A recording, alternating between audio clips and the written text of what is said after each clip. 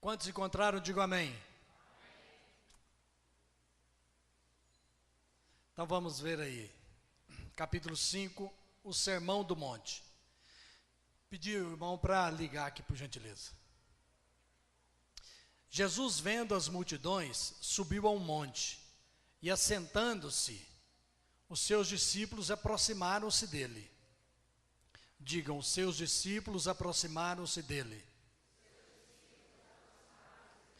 E Jesus, abrindo a boca, os ensinava, dizendo: eu vou dizer a bem-aventurança e vocês vão falar a promessa, tá? Bem-aventurados pobres em espírito. Bem-aventurados os que choram. Bem-aventurados os humildes. Bem-aventurados os que têm fome e sede de justiça. Bem-aventurados os misericordiosos.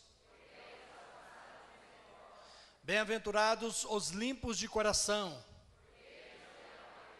Bem-aventurados os pacificadores.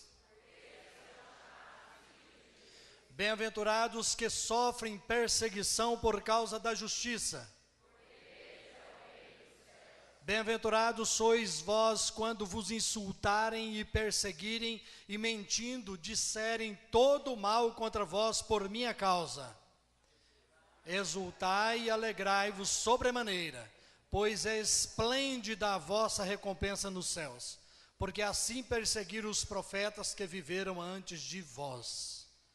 Glória a Deus, eu nunca tinha visto essa expressão aqui, pois é esplêndida a vossa recompensa. Glória a Deus, né? Glória a Jesus. O pastor Leonardo já orou e eu quero começar a falar para vocês sobre esse momento em que nós estamos vivendo no Brasil. Nós vimos aí durante já 7 dias, foi a capa da Veja hoje, né, manchete, 7 dias que mudaram o Brasil. Então, um momento histórico no Brasil. Nem as diretas já, nem o impeachment de Collor reuniu tanta gente. Me parece na quinta-feira, mais de 1 milhão de pessoas em todo o Brasil. E eu acredito que o que está acontecendo é resposta de oração da igreja em favor de um país melhor, em favor de um país com leis mais justas. Eu li no sábado, no jornal O Estado de São Paulo, o seguinte, eu vou ler a notícia, o que diz no latim, ipsis literis, é uma expressão que diz com todas as letras, com todas as palavras. Está escrito assim naquela reportagem, eu mandei para alguns irmãos aqui da igreja. O movimento Rio de Paz faz na manhã deste sábado 22, manifestação na praia de Copacabana, em que reivindica investimentos em saúde, educação e segurança pública no padrão FIFA, em referência aos altos investimentos que os grandes eventos como a Copa. Foram colocados na areia, lá de Copacabana, 500 bolas de futebol. Tem a foto das 500 bolas de futebol ordenadamente ali na praia de Copacabana. Então foram colocados na areia 500 bolas de futebol que representam, segundo Antônio Carlos Costa, que é o presidente do movimento Rio de Paz. Antônio Carlos de Costa é meu amigo, é o pastor Antônio Carlos da igreja presbiteriana da Barra da Tijuca, no Rio. Ele já veio várias vezes aqui em Anápolis, lá na CEPAL nós já encontramos com ele também. Então, foram colocados na areia 500 bolas de futebol que representam, segundo o pastor Antônio Carlos, fundador do movimento, escutem bem, 500 mil, as 500 bolas representam 500 500 mil brasileiros assassinados nos últimos 10 anos no Brasil. Vocês já imaginaram? Mais do que a população de Anápolis, 1/3, talvez a mais do que os quase 400 mil, né? 1/4 dos 400 mil, mais ou menos, de habitantes de Anápolis, que já morreram em 10 anos assassinados. E eu estava olhando o índice, o IDH. O IDH é Índice de Desenvolvimento Humano. Eu puxei na internet hoje para saber a colocação do Brasil no Índice de Desenvolvimento Humano. O Índice de Desenvolvimento Humano é uma medida comparativa de riqueza, alfabetização, educação, esperança de vida, natalidade e outros fatores para os diversos países do mundo, dos quase 200 países filiados à ONU. É uma maneira padronizada de avaliação e medida do bem-estar de uma população, especialmente bem-estar infantil. É usado para distinguir se o país é desenvolvido ou em desenvolvimento ou subdesenvolvido, e para medir igualmente o impacto de políticas econômicas na qualidade de vida. E sabe qual é a colocação do Brasil? 85º, 85. Tem países da África que estão na frente do Brasil. O Paraguai está na frente do Brasil, para vocês terem uma ideia. Então, esse movimento que está acontecendo no Brasil, às vezes a gente pensa, chegou tarde. Não, nunca é tarde. Está em tempo. O Brasil está acordando. E eu, a propósito, escolhi esse Sermão do Monte, porque o Sermão do Monte lida ou fala de muitas coisas que estão acontecendo no Brasil, por causa da falta de investimento no social, por causa da falta de investimento na educação, por causa da falta de investimento na saúde. Eu vi algo, um testemunho de um senhor na internet que eu chorei. Isso eu vou contar aqui. Eu acho que quando eu for contar eu vou chorar de novo. Mas na frente eu vou contar. Então, o Sermão do Monte, irmãos, é certamente o discurso ou o sermão mais importante proferido até hoje na história da humanidade. É o Sermão do Monte proferido por Jesus. Aqui Jesus, ele não fala às multidões, e sim aos discípulos. Por isso que eu fiz questão dos irmãos repetirem, quando disse aqui, assentando-se os seus discípulos aproximaram-se dele. Então Jesus estava falando aos discípulos. E ali ele fala como um novo Moisés. Por que como um novo Moisés? Porque Moisés recebeu a Torá de Deus, as leis das mãos de Deus, escritas pelo próprio Deus. E Moisés recebeu de Deus em cima de um monte. Jesus se reúne com seus discípulos também em cima de um monte. Jesus cresceu em Nazaré, cidade da Judéia. E era uma cidade, ou melhor, era um país, né, não só a Judéia, mas o país de Israel era ou estava sendo oprimido por Roma. Moisés viveu no Egito, e naquela época o Egito oprimia também o povo israelita. Moisés foi o libertador de Israel, e o Sermão do Monte é o pronunciamento de um novo libertador, mas que não se chama Moisés, e que é maior do que Moisés, e se chama Jesus Cristo. Amém, irmãos? Glória a Deus. Então esse Sermão do Monte, Jesus ele confronta todos os agentes que oprimem o ser humano naquela época, seja Roma, seja o diabo, ou os espíritos maus, ou a má interpretação da lei de Moisés. E hoje, seja os altíssimos impostos, seja espíritos maus, seja o que for, Jesus nesse Sermão do Monte, ele confronta esses agentes que vêm oprimindo o povo. E Jesus aqui nesse Sermão do Monte apresenta um novo jeito de viver, um novo jeito de ser gente, um novo jeito de ser sociedade e um novo jeito de viver na sociedade. Eu li um livro há muitos anos atrás, e o título daquele livro é O Reino de Ponta Cabeça, falando sobre o Sermão do Monte, principalmente, o reino de ponta cabeça. Ou seja, Jesus veio apresentar, veio melhor, proferindo um sermão que mostra que os seus seguidores andam e devem continuar andando na contramão da sociedade, na contramão da história, na contramão do mundo. Por isso que Paulo vem e diz: não vos conformeis com este mundo, mas transformai-vos pela renovação da vossa mente, para que possais experimentar qual seja a boa, a perfeita e agradável vontade de Deus. Amém? Glória a Jesus. Então o Sermão do Monte começa com essas famosas bem-aventuranças.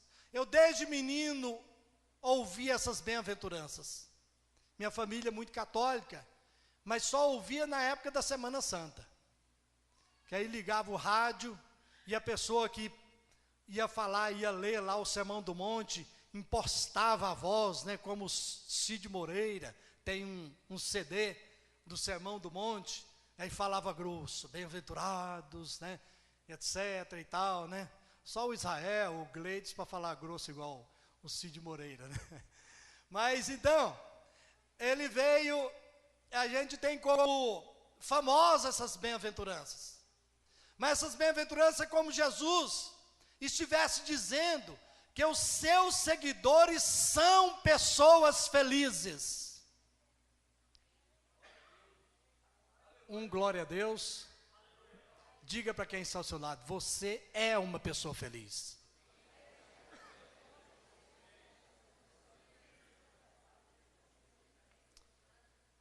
Agora eu vou falar uma coisa aqui, apenas pontuar algo aqui, talvez falar não tem nada a ver, mas tem para a gente entender. Deixa eu falar para vocês. Jesus, ou melhor, o Novo Testamento, o original, os manuscritos originais do Novo Testamento, eles foram escritos no grego. Mas Jesus, ele não falava grego. Jesus, ele falava hebraico e às vezes falava em aramaico. Então, quando Jesus proferiu o sermão aqui, tudo que Jesus proferia era no aramaico ou no hebraico. Então, as bem-aventuranças estão traduzidas para o português como felizes. Agora, a palavra grega é makarios ou makarioi. Agora, Jesus usou a palavra hebraica Ashrei, que faz referência a uma caminhada, ou aquele que está caminhando, ou aquele que está em marcha. Você entendeu? Diga amém. Então Jesus está dizendo o seguinte, está dizendo que seus discípulos são aqueles que marcham, que caminham em direção ao reino de Deus. Glória a Jesus. E é nisto que consiste a minha e a sua felicidade, estar caminhando para o reino de Deus. Eu ia pedir até, eu pensei que a Lloyd viria, e eu pedi que ela ficasse com um microfone ali na mão, para ela cantar um corinho muito antigo, que quando eu era novo convertido, se cantava na igreja. E eu vou tentar cantar ela aqui. E ele é errado. Hoje eu sei que ele é errado. Ele era: caminhando eu vou para Canaã, caminhando eu vou para Canaã, caminhando eu vou para Canaã, Glória a Deus, caminhando eu vou para Canaã. Até que saiu bem, né, pastor Leonardo? Aí no corinho a letra diz: se você não vai, não impeça a mim. E aí até diz lá: se meu pai não vai, não impeça a mim. Mas por que ele é errado? Porque nós como crentes não estamos caminhando para Canaã. Nós já estamos em Canaã, espiritualmente falando. Porque Canaã é lugar de lutas. Canaã é lugar de desafios, de guerras. O povo de Israel saiu do Egito e foi para Canaã. E lá em Canaã eles lutaram para tomar posse da terra. Então é guerra, são lutas. Mas Canaã também é lugar de vitórias, amém? Agora, nós estamos caminhando para o céu, para o reino de Deus, para o reino de Cristo. Você pode dizer amém? Amém. Então, amados, quando Jesus diz que felizes são os pobres em espírito, como diz essa versão, ou mais pobres de espírito, ou os rejeitados, os perseguidos, preste atenção no que eu vou dizer. Ele não está exaltando essa condição do pobre, ou do perseguido, ou do rejeitado. Ele não está exaltando essa condição humana, e nem sugerindo que isso é uma virtude. Os seguidores de Jesus não são felizes porque são pobres e carentes de que ele seja feito justiça. Os seguidores de Jesus são felizes porque deles é o reino dos céus. E no reino de Deus, Paulo diz: o reino de Deus não é comida, não é bebida, mas o reino de Deus é alegria, é justiça, é paz no Espírito Santo. Glória a Jesus. Então a felicidade dos seguidores de Jesus não está na sua condição, mas está nas promessas que lhes são feitas. Você pode dizer amém? Amém. Está nas promessas. Nós estamos em marcha, e nós vamos continuar marchando, lembrando de uma coisa, que o nosso porto final não é neste mundo, o nosso porto final é no reino de Deus, que se consumará na eternidade. Ainda nós não chegamos em casa. Então deixa eu dizer uma coisa para vocês, amados. Somente enquanto, preste atenção, somente enquanto mantemos os nossos pés firmes a caminho do reino de Deus, é que nós somos verdadeiramente felizes. Diga para quem está ao seu lado: fique firme, meu irmão.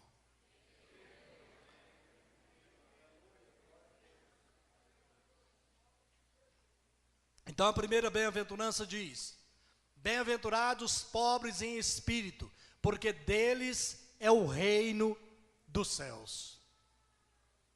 Lá no Salmo 37, no versículo 11, diz lá que os humildes possuirão a terra. Os humildes possuirão a terra. No Salmo de número 61, versículos 1 em diante, diz o seguinte: eis que o Espírito de Yahvé, o soberano, está sobre mim, porque o Senhor me ungiu para anunciar as boas novas aos pobres. Enviou-me para cuidar dos que estão com o coração quebrantado, proclamar liberdade aos cativos e libertação do mundo das trevas aos prisioneiros da escuridão, para anunciar a todos o ano aceitável de Yahvé e o dia da vingança do nosso Deus, para consolar todos os que andam tristes e dar a todos que estão de lutos e amargurados em Sião uma linda coroa em vez de cinzas, óleo de júbilo em vez de pranto, e um manto festivo de louvor em lugar de um espírito abatido. Escute como nós vamos ser chamados. Eles serão chamados carvalhos de justiça, plantação de Yahvé, para manifestação do esplendor da sua glória. Glória a Jesus. Um escritor biblista chamado André Chouraqui, ele também diz que essa tradução aí dos pobres em espírito seria humilhados do sopro. Que é esse sopro? Sopro do Espírito. São aquelas pessoas conscientes de sua absoluta e profunda miséria e receberam o sopro do Espírito. O Espírito com letra maiúscula, que traz Jesus. O Espírito que traz para dentro de nós o reino de Deus. Por isso que diz o versículo aí, pode ser traduzido ou mesmo escrito assim: bem-aventurados aqueles que, no mais profundo de sua carência espiritual, acolhem a promessa do reino de Deus. Ou seja, reconhecem que precisa de Deus, reconhecem que são pecadores, reconhecem que Deus é maior, reconhecem que Deus é soberano, reconhecem que Deus é santo. Quando aquele publicano e aquele fariseu foram orar lá no templo, aí Jesus comparou aqueles dois, e dizia que o fariseu orava assim: ó Senhor, eu jejuo 3 vezes por semana, ó Senhor, eu entrego os meus dízimos pontualmente, ó Senhor, eu não sou pecador como aquele publicano ali não. E foi falando das suas virtudes, das suas justiças. Aí Jesus disse que o publicano estava lá também no templo e nem ousava levantar a cabeça, mas de cabeça baixa ele batia no peito e dizia: ó Deus, tem misericórdia de mim, porque eu sou um pecador. Aí Jesus perguntou: quem que foi embora para sua casa justificado, o fariseu ou o publicano? Seus discípulos falaram: o publicano. Por quê? Reconheceu a miserabilidade do seu coração, reconheceu a sua condição de pecador, humildemente diante do seu Deus, e assim Deus vai receber a mim e a você, quando nós chegarmos na presença dEle, reconhecendo que precisamos dEle, reconhecendo a nossa carência do Espírito Santo, reconhecendo que precisamos da santidade e pureza de Deus para os nossos corações. Você está entendendo? Aplauda o Senhor.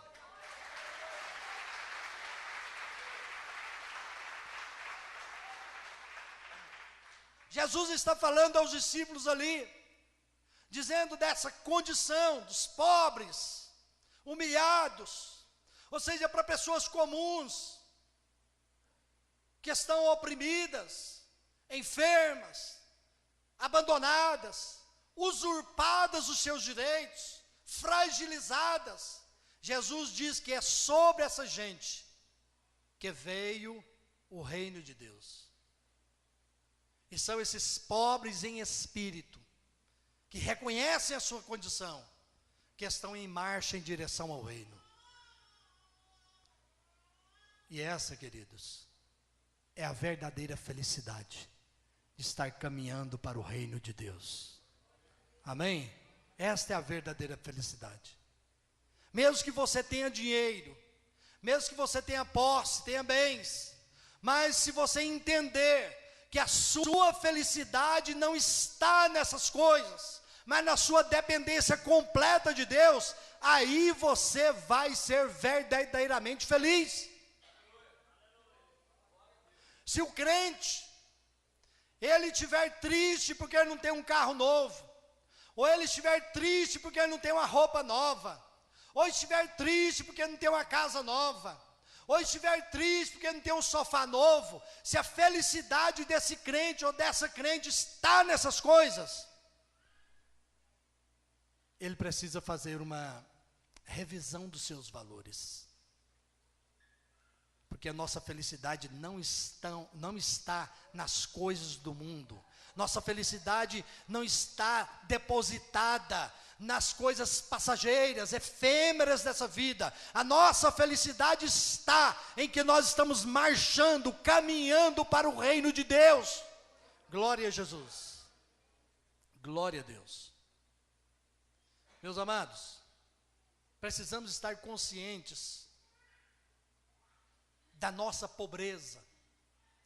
Quando o Senhor Jesus Cristo pediu, ou melhor, escreveu as 7 cartas para a igreja de 7 igrejas da Ásia, e mandou o anjo transmitir para João, e aí carta à igreja de Pérgamo, e a igreja de Pérgamo estava numa cidade rica, numa cidade que tinha oftalmologista, tinha médico dos olhos, lá em Pérgamo, há 2000 anos atrás. Então aquela cidade achava que era rica, e a igreja estava contagiada com isso, e alguns da igreja se gabavam, se orgulhavam. E aí Jesus manda o anjo dizer, e João escreve: vocês dizem que são ricos, mas vocês são pobres, cegos, miseráveis e nus. Por quê? Porque a riqueza do homem e da mulher, a riqueza do servo de Deus, da serva de Deus, não pode estar depositada, ou melhor, a felicidade não pode estar depositada nas coisas do mundo, no dinheiro, no mamon, mas precisa estar depositada na esperança, na caminhada que estamos fazendo. É uma caminhada de esperança, de um dia vermos a face de Jesus Cristo, e desfrutarmos da sua companhia para sempre, e desfrutarmos de toda a riqueza da sua presença para sempre. Aplaudam o Senhor.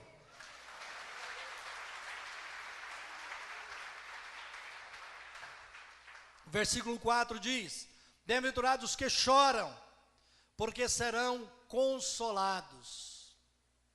Amados, Jesus cresceu ali num contexto de muita opressão, fisicamente, espiritualmente, emocionalmente. O povo era muito pobre. Nazaré era uma das cidades mais pobres da Judéia.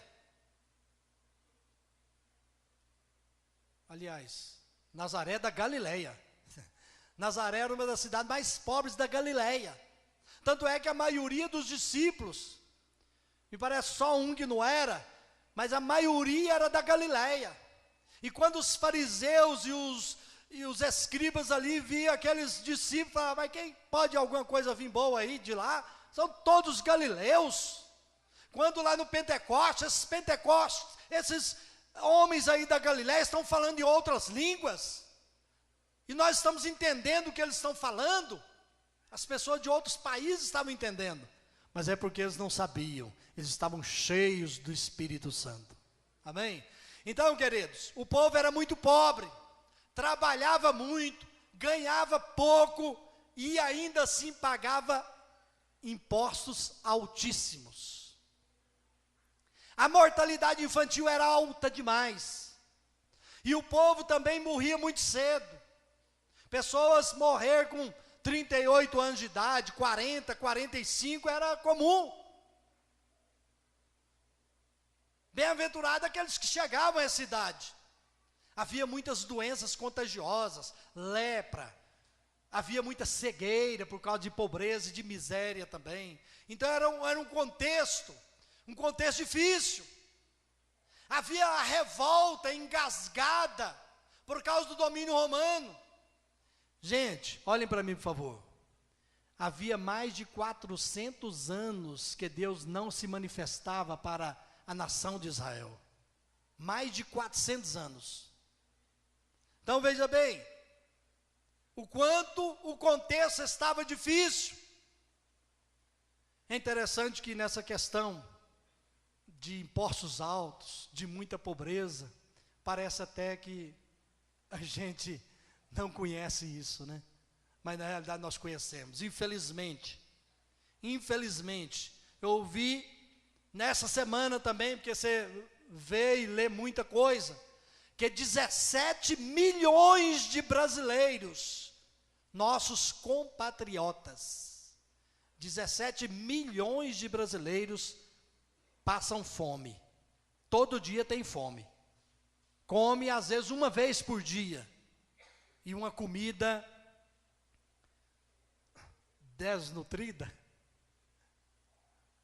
Uma comida, uma comida, e a nutricionista falou, né? Uma comida desequilibrada. Por isso que morre cedo. Então veja bem, agora vem Jesus e diz: bem-aventurados que choram, porque serão. Porque serão. Então, amados, ele está falando aqui do choro do luto, o choro do desespero. Ele está falando para essas pessoas que vivem debaixo desse sistema opressor, descaso das autoridades, um descaso total dos políticos. Então, o contexto de Jesus é da opressão política, da opressão social, da opressão econômica. Mas olhem para mim, o Novo Testamento fala de uma opressão muito maior que isso. É a opressão do pecado. E o apóstolo Paulo escreveu dizendo: o salário do pecado é a... Fala para quem está ao seu lado aí: o salário do pecado é a morte. Agora diz aí para quem está ao seu lado: mas o dom gratuito de Deus é a vida eterna por Cristo Jesus. Glória a Jesus. Então o salário do pecado é a morte. Você aprendeu um versículo aqui. Está escrito em Romanos 6:23. Escutei uma voz lá. Foi você, Natanael Júnior? Natanael Bernardo. Tem 3 Natanael aqui. Então o salário do pecado é a morte. Romanos 6:23. Então veja bem, irmãos. Jesus encontra a humanidade nessas condições. Encontra-nos, né? Nos encontra assim, separados de Deus, escravizados por espíritos malignos. Jesus nos encontra mortos espiritualmente, mas Ele promete consolo. Você pode dizer amém? Olha o que diz o que eu li para vocês. Em Isaías 6:2, para anunciar a todos o ano aceitável do Senhor, para consolar todos os que andam tristes, e dar a todos que estão de luto e amargurados em Sião, uma linda coroa. Glória a Jesus. Só mais essa vez, por favor, me suportem. Diga para quem está ao seu lado: tem uma coroa preparada para você.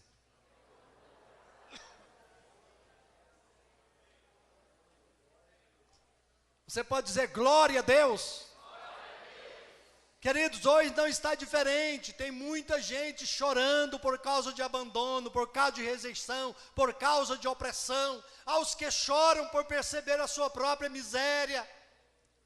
Mas a todos Jesus promete o consolo de Deus. A todos Jesus promete essa consolação e promete também a participação no reino de Deus. Glória a Jesus. Peça a Deus que enxugue as suas lágrimas. Esta semana, eu e o pastor Ricardo estivemos visitando, e nós visitamos um irmão. E antes de visitar aquele irmão, eu falei para ele e para o pastor Leonardo, falei assim: olha, nós vamos fazer visita hoje. E aí o pastor Ricardo falou assim: pastor, vamos visitar o fulano. Eu falei assim: é ele primeiro que eu vou visitar mesmo, que eu quero. E aí quando chegamos lá, aonde aquele irmão estava, ele falou em lágrimas, chorando, dizendo o seguinte: pastor Adilson, eu fui tentado a ligar para o senhor vir aqui, mas eu não liguei. Eu falei assim: não, Deus vai trazê-lo aqui. Olha o que o Espírito de Deus faz. Eu nem compartilhei com vocês. E ele chorando, irmãos, chorando. E eu falei assim: o Senhor vai enxugar as suas lágrimas. Então peça, queridos, a Deus que enxugue as suas lágrimas, mas peça a Deus que use você para enxugar as lágrimas dos que choram a seu redor. Irmãos, por favor, olhem para mim. Tem muita gente perto de nós chorando, e nós não estamos percebendo, porque às vezes está chorando por dentro. Deixa eu contar um testemunho para vocês. Ontem, eu fui com a Hebe comprar lá na Riachuelo. A fila lá é grande.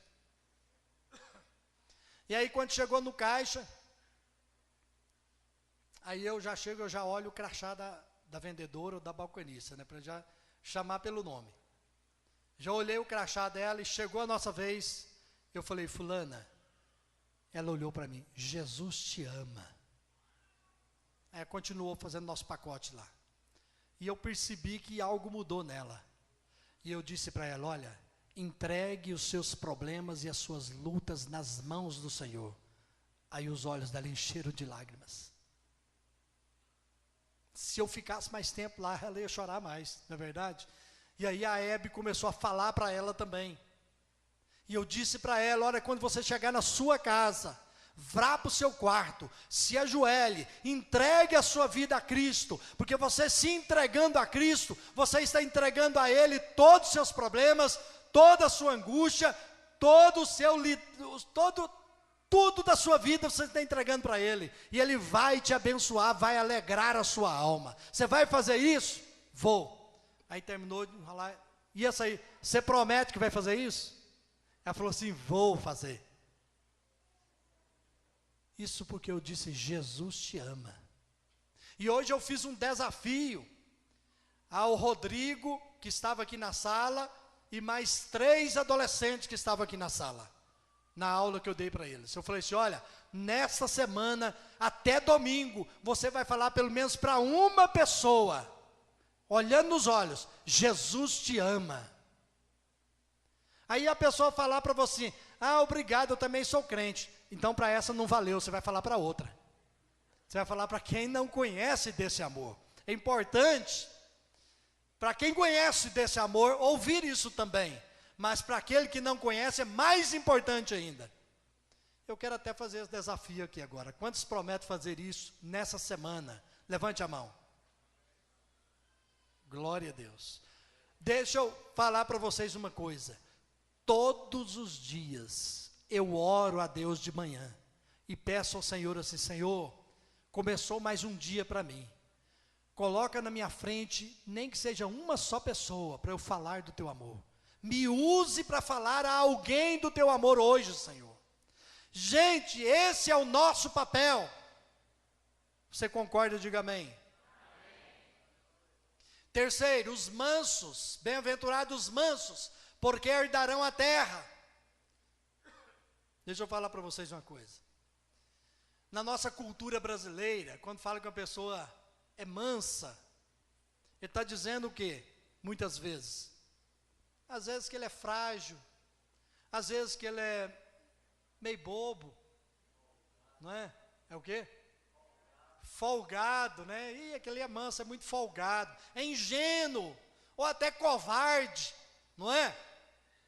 Agora, deixa eu ilustrar para vocês, eu vi essa ilustração num livro do pastor Ed René, ele falando sobre comparar o que é um manso.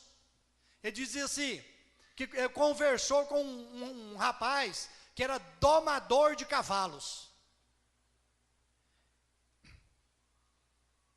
Então olhe para mim aqui, por favor. Quando um domador de cavalos prepara o cavalo para que seja montado, eu não sabia disso. Olha o que acontece. Ele deve amarrar as fivelas da sela com cuidado. Depois se afastar. O cavalo vai ser domado ainda, né? Então ele amarra ali as fivelas da sela com cuidado e dá uma afastada. E por estranho que pareça, ele dá um chute na barriga do cavalo. Por quê? Diz o pastor ali contando a história que parece grotesco, mas há uma explicação. Quando um cavalo é selado, o cavalo enche os pulmões de ar e só solta quando alguém lhe monta. fazendo com que a sela fique frouxa, e o montador caia. Então, por isso que o domador de cavalo precisa esvaziar os pulmões dele. Dá um chute na barriga, ele esvazia, ele vai lá e aperta a mão um pouquinho. Entenderam? Para poder montar ali e não cair. Então, veja bem, este costume dos domadores de cavalo é muito interessante, eu dizendo ali. Porque eles sabem que um cavalo selvagem é forte, ousado e impetuoso. Mas ele não é covarde. Pelo contrário, o cavalo, antes de domar, principalmente, é esperto, se recusa a se deixar montar, mas uma vez domado, veja bem, uma vez domado, não perde a sua força, nem o seu ímpeto, nem sua esperteza, mas agora, toda essa força e impetuosidade estão canalizadas de maneira produtiva e útil. Você entendeu? Diga amém. Então, quando diz, os mansos herdarão a terra, são aqueles que têm força, que têm vigor, que têm coragem, que têm discernimento, que têm sabedoria, mas escolheram o quê? Escolheram não ferir, escolheram não agir com violência, escolheram não enfrentar o mal com o mal, escolheram sofrer até o mal, sofrer a maldade, sem se tornar uma pessoa malvada. Entenderam que o pior que podem fazer, ao serem agredidos, ao serem ridicularizados, ao serem oprimidos, o melhor que nós temos a fazer é não pagar com a mesma moeda. Então, o que é mansidão? A mansidão é a capacidade de sofrer o mal sem se tornar malvado. Você pode dar glória a Deus? E o apóstolo Paulo vem dizendo em 2 Coríntios 10:4, que as armas da nossa milícia não são carnais, mas poderosas em Deus. Amém, irmãos? Em quarto lugar, bem-aventurados os que têm fome e sede de justiça, porque serão satisfeitos. Quem são esses? São os injustiçados. O próprio texto diz, bem-aventurados que têm fome e sede de justiça, são os injustiçados. Será que a gente está vendo isso no Brasil? Com certeza. Com certeza. Esses injustiçados são aqueles cujos direitos são usurpados, são tomados. Clamam e ninguém ouve. Batem a porta e ninguém abre. Argumentam e ninguém dá razão. Tem fome e sede de justiça, porque os seus direitos foram negociados. Está ali a missionária Orlandina, tem advogados aqui também, o pastor Adson é advogado, e tem outros aqui. A Karine, o Natanael, parece que estão aí. Irmão Walter, tem vários aqui, né? Ou outros bacharéis em direito, sabem disso, que no Brasil, infelizmente, muitos juízes se vendem. Causas que eram tidas como ganhas, e na última hora a pessoa perde, porque alguém deu mais. Então, quantas dezenas de milhares de pessoas, só no nosso país, que são injustiçadas. E aí está o que eu queria falar para vocês, que eu vi na internet. Quando colocaram aquela declaração do Ronaldo Fenômeno, né, muita gente aqui viu, que falando que estádio não se faz com hospitais. Aliás, Copa não se faz com hospitais, e sim com estádio. E aí esse senhor carioca colocou esse vídeo na internet. Falou assim, Ronaldo Fenômeno, eu sempre te admirei, você foi um grande jogador, etc. Mas eu vou falar para você, que saúde não se faz com estádio, mas com hospitais. Está vendo aqui a minha filha? E mostrou a filhinha dele, André e Carol. Porque eu sei que vocês sofreram isso também, né? Mostrou a filhinha dele. Está aqui a minha filhinha, numa cadeira de rodas. 7 anos de idade. Não vê, não fala e não anda.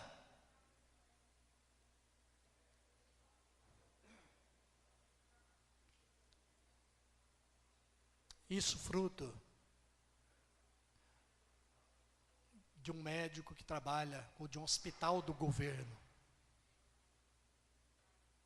de um erro médico.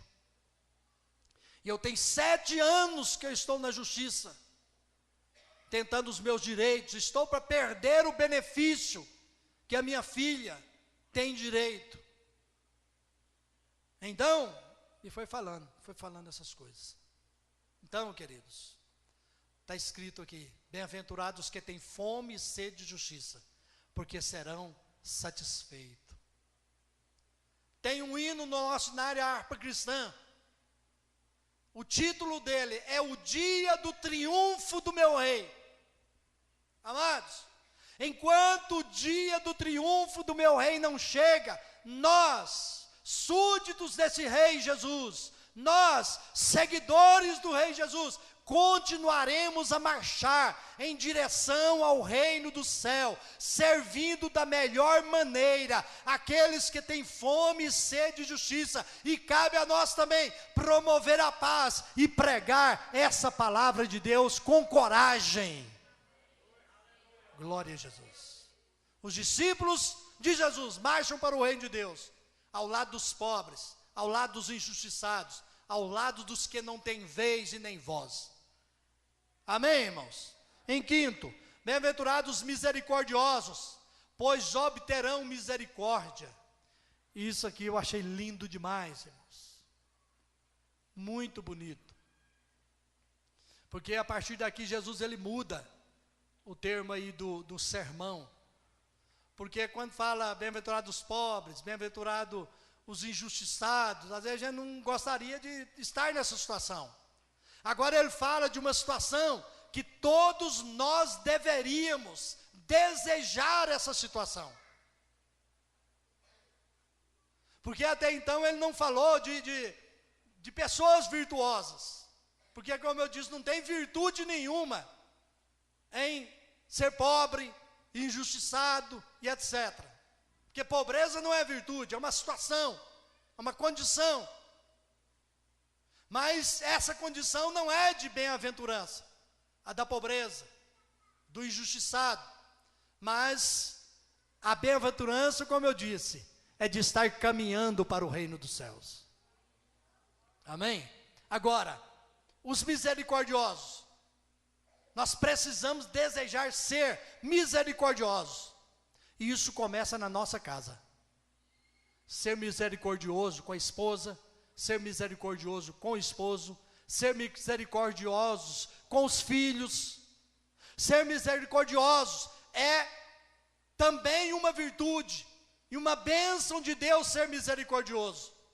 Aquele mesmo escritor que eu falei para vocês, o André Choraqui, ele diz que a palavra hebraica, atenção principalmente as mulheres, a palavra hebraica usada por Jesus faz referência ao útero da mulher, a palavra misericordioso. Por quê?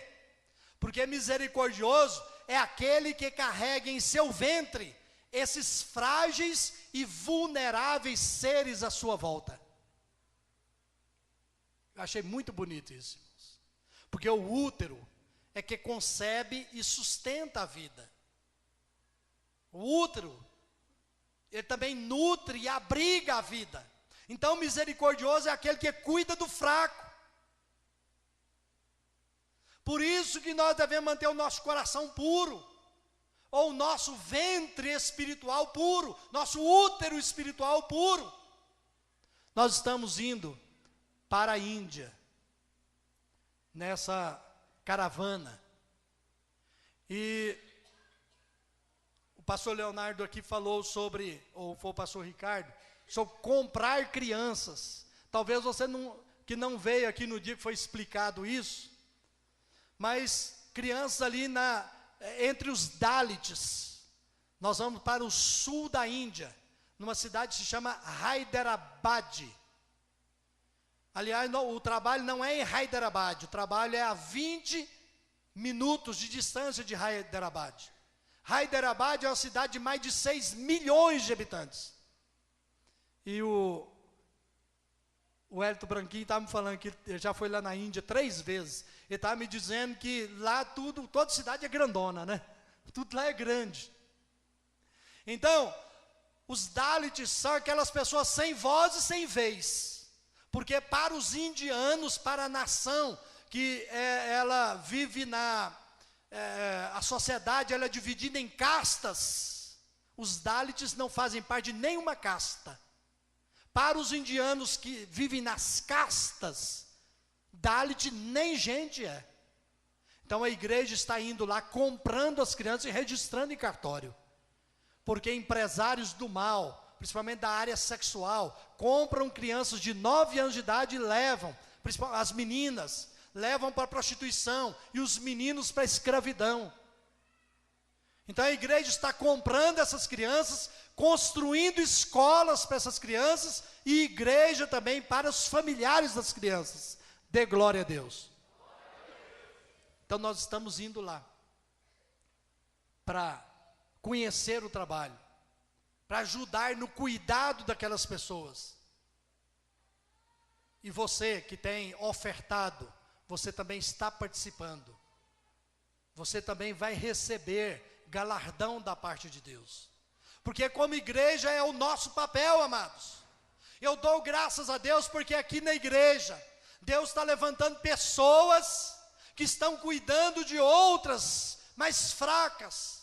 Às vezes mais fraca espiritualmente, às vezes mais fraca emocionalmente e às vezes mais fracas financeiramente.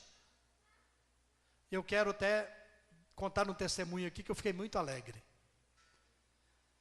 A pastora Divina, ela está cuidando da sua mãe, que é de idade, e do seu irmão, que tem problemas mentais também. E a sua mãe está com problemas mentais. E ela não tem como vir aqui no culto de domingo, à noite. Ela tem vindo da escola dominical, tem vindo no culto de quinta, porque ela arruma alguém para ficar na casa dela. Mas, esses dias eu e a Hebe estávamos visitando-a. Nós chegamos lá, ela não estava. Quem estava lá era a irmã Rosimeire Matos. A irmã Rosimeire sempre senta aqui na frente. Ela é bem loira. E aí eu fiquei alegre de ver a irmã Rosimeire ali. Ela largou tudo na casa dela para estar lá substituindo a pastora Divina. A pastora Divina viajou para Cuiabá, ficou 10 dias em Cuiabá, visitando uma filha. E a irmã Rosimeire ficou 10 dias dormindo lá na casa dela, cuidando da mãe e do filho dela. E ali tem que cuidar 24 horas por dia, irmãos. Porque a mãe dela está com princípio de demência também. Mas a irmã Rosimeire, ela tem marido, ela tem filhos, mas por amor, ela largou e fez isso. Isso é ter misericórdia, isso é ser misericordioso. Você está tendo misericórdia? Você está exercendo a misericórdia para com aquele que é mais fraco, para com aquele que precisa?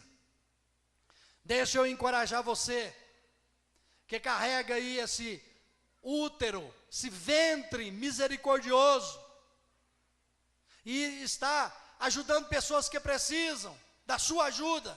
Não desista. Não desista. Sabe por quê? Porque eu e você fazendo isso, nós somos resposta de Deus para essas pessoas. Nós que fazemos isso, eu e você, sendo misericordioso com as pessoas, nós somos anjo de Deus para essas pessoas. Amém? Então continue. Você é uma forma como Deus, de maneira maravilhosa, está amando quem precisa de cuidados. Eu quero dizer para você, o amor de Deus não vai faltar na sua vida. Continue. Porque enquanto você ajuda o outro, Deus te ajuda, Deus cuida de você. Uma vez eu estava muito preocupado com os meus filhos. Aí Deus levantou uma pessoa na igreja, chegou, me abraçou e profetizou para mim assim: assim diz o Senhor, enquanto você cuida dos meus, eu cuido dos seus. Glória a Deus. Os puros de coração, porque verão a Deus. Os pacificadores, pois serão chamados filhos de Deus. Meus irmãos, sabe qual um dos nomes de Jesus no Velho Testamento? Um filho nos nasceu, e o seu nome será Maravilhoso, Conselheiro, Deus Forte, Príncipe da Paz. Digam todos, Príncipe da Paz. Gente, deixa eu falar para vocês. Como seguidores de Jesus, nós devemos fazer o que ele sempre fez: promover a paz. Deixa eu falar, olhe para mim, por favor. Vocês não sabiam de uma coisa que eu vou falar para vocês. Você que já leu o Novo Testamento. Talvez você sabia, mas não se lembra. Herodes e Pilatos estavam brigados. Eles estavam brigados. Mas no dia em que Jesus foi preso, e primeiro foi ele mandado para Herodes, depois o Herodes mandou para Pilatos, os dois fizeram as pazes, o Herodes e o Pilatos. Jesus promoveu a paz até entre os governantes. Ali, homens, governantes déspotas, sanguinários, que mandavam matar por nada. Então Jesus Cristo é o príncipe da paz, e Paulo diz que ele, quando veio, promoveu a paz aos que estavam longe e promoveu a paz aos que estavam perto. Hoje a igreja de Jesus é um só povo em todo o mundo, porque o príncipe da paz é o rei dessa igreja, é o Senhor dessa igreja, e ele promove a paz. Ele promove a paz dentro de nós e faz com que nós sejamos também promotores da paz neste mundo. Você pode dizer amém? Glória a Jesus. E finalmente, irmãos, os perseguidos por causa da justiça, porque deles é o reino dos céus. Jesus disse aí: quando por minha causa forem perseguidos, forem injuriados. Deixa eu dizer outra coisa para vocês aqui. O César, o imperador César, ele acreditava que era o ungido de Deus, que era o filho de Deus, que era o Senhor. Existia no Império Romano uma forma das pessoas se cumprimentarem. Sabe como que era o súdito de César? Ave César, ou salve César, ou o Senhor é César. Então ele acreditava que era o Senhor, ele acreditava que era o ungido de Deus, o Filho de Deus. Aí vem a palavra de Deus e mostra um anjo dizendo aos pastores: olha, eu quero dizer para vocês que na cidade de Davi lhes nasceu o Salvador, que é Cristo, o Senhor. Bendito seja o nome do Senhor. Cristo é ungido. Nasceu o Filho de Deus, o verdadeiro Filho de Deus. Nasceu aquele que é o ungido de Deus. Então só existe um ungido de Deus. E ele se chama Jesus Cristo. Então, para os romanos já nasceu ali um criminoso, porque estava querendo tomar o trono de César. Tanto é que mandaram matar todas as crianças de 2 anos, até 2 anos, para ver se matava Jesus, porque falaram: o rei nasceu, o rei dos judeus nasceu. Então Jesus foi perseguido desde criança. Mais perseguido ainda porque pregou a verdade, pregou a incorrupção, pregou a bondade, pregou a fidelidade, fez somente o bem para os pobres, para os desajustados, para os rejeitados pela sociedade.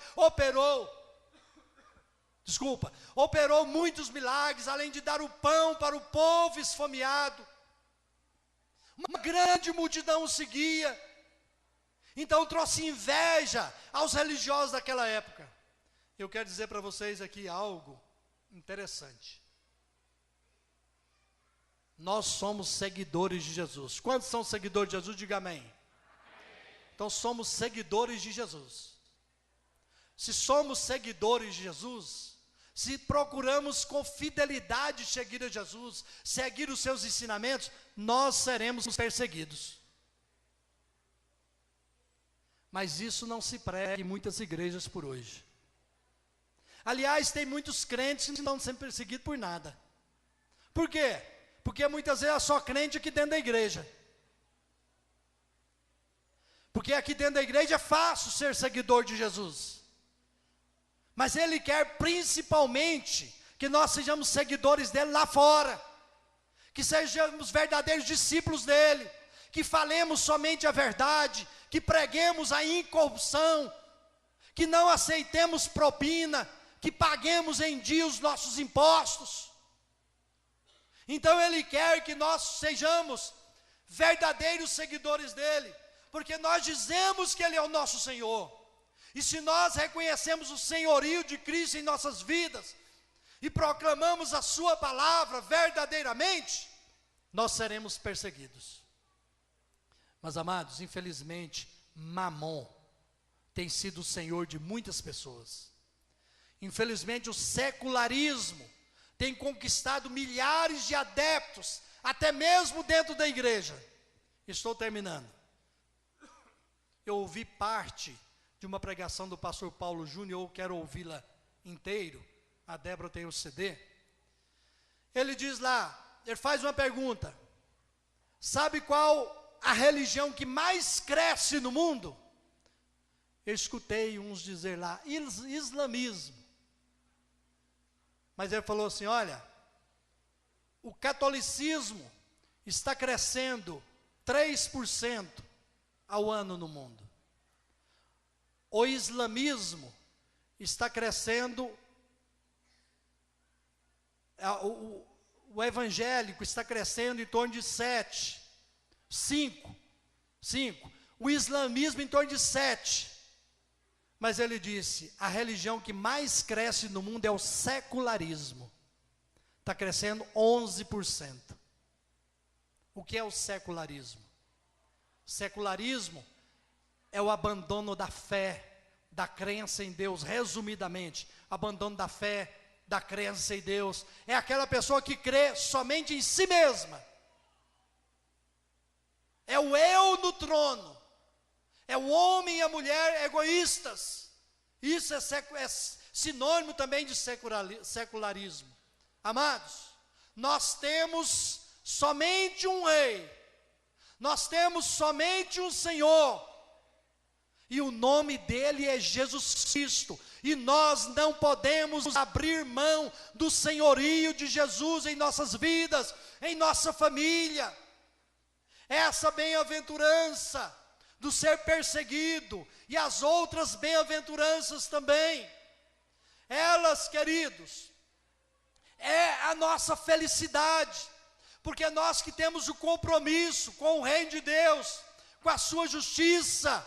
E nós devemos ser felizes por isso, amém? Põe-se de pé em nome de Jesus. Glória a Jesus. Bendito seja o nome de Jesus Cristo. Glória a Deus. Amados, por favor, olhe para mim novamente.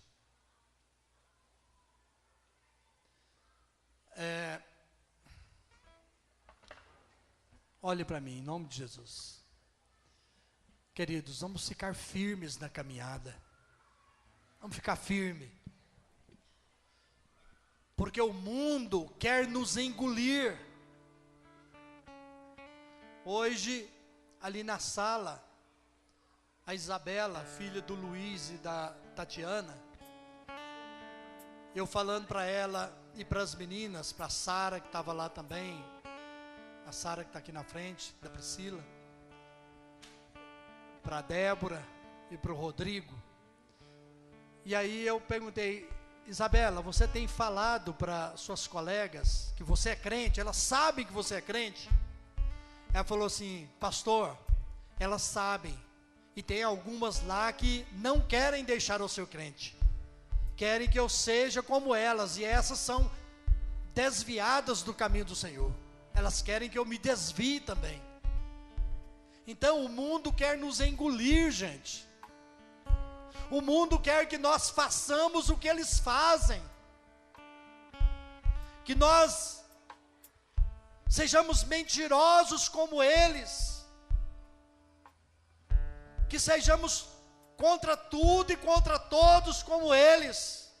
Gente, nós devemos ser os verdadeiros protestantes, mas que protestam principalmente contra o pecado,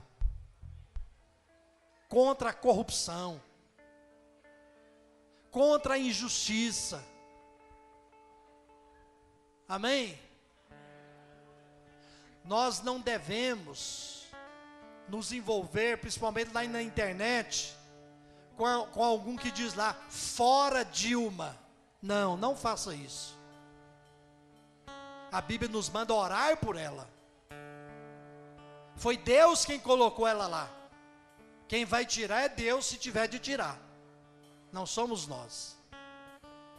Tá?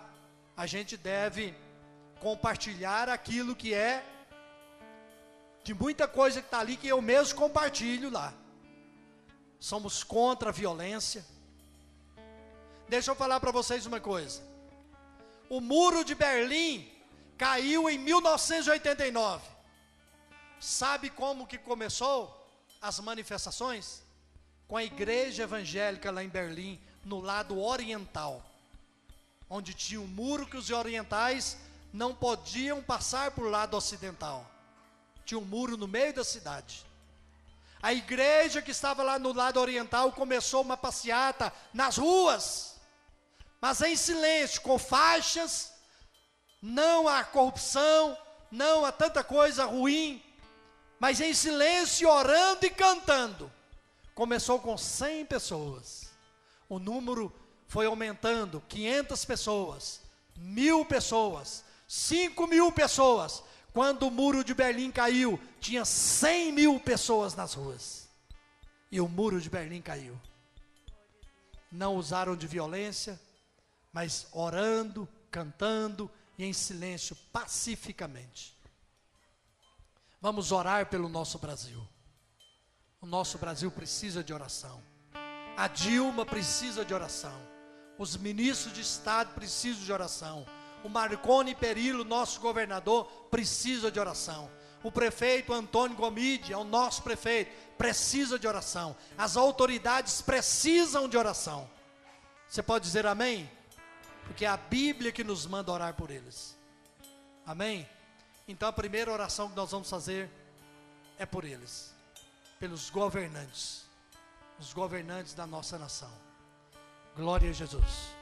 Eu quero convidar aqui a missionária Orlandina para nos dirigir a Deus nessa oração. Glória a Deus. Quero pedir que ninguém saia. Em poucos minutos nós estaremos dando a bênção final.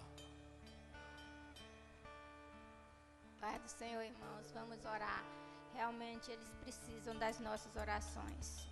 Senhor, nosso Deus e Pai, queremos colocar na Tua poderosa presença, Senhor, todas as autoridades constituídas da nossa nação, a nossa presidente, os ministros de Estado, os deputados, os senadores, os prefeitos, Senhor amado, enfim, Senhor, todas as autoridades, os juízes, os promotores, os desembargadores, os procuradores de justiça, Senhor, Deus Todo-Poderoso, como essas autoridades precisam do Teu mover, precisam da Tua graça, Pai, precisam da unção que vem do Teu Santo Espírito. Te pedimos, ó Pai, que dê sabedoria a essas pessoas, que o Teu Santo Espírito possa estar tocando o coração deles, de todos, ó Pai, e que eles possam, Senhor, ser como Jesus nos ensinou no Sermão da Montanha, praticar a justiça, praticar a paz, ser pacificadores. Senhor amado, fazer justiça, Pai, porque a justiça vem, a verdadeira justiça vem do Senhor, Pai. Nós te pedimos, Senhor, que a tua graça, que a tua unção seja sobre essas pessoas, sobre essas autoridades, Pai. Senhor amado, que eles não pensem que eles são